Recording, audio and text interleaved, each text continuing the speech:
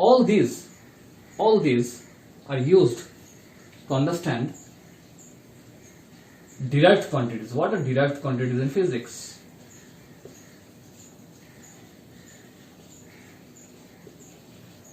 Now, as you know that derived quantities are obtained by using some of the basic fundamental quantities. Derived quantities are dependent on this. Like one example, you see, one derived quantity is speed. Speed is a derived quantity. Why speed is a derived quantity? Because speed is defined as distance traveled by time.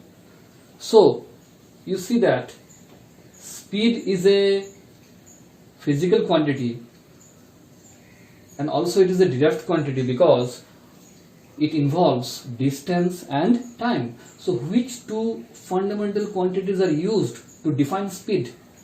The first thing is distance. Distance means length divided by time.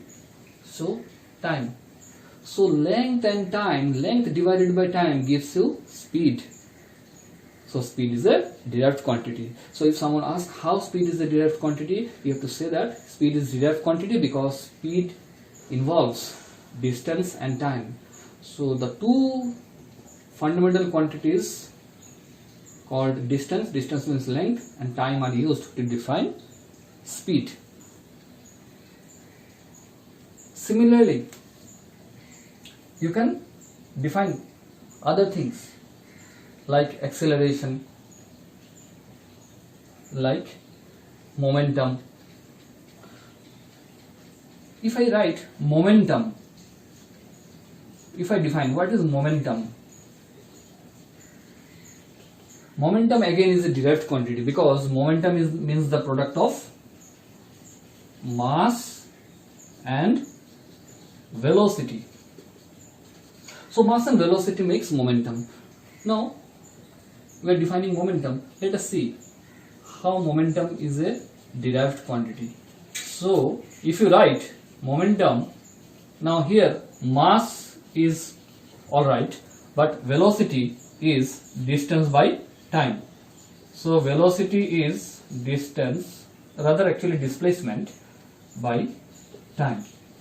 So if you see here, momentum is a derived quantity because to define momentum you need to use three fundamental quantities. One is mass,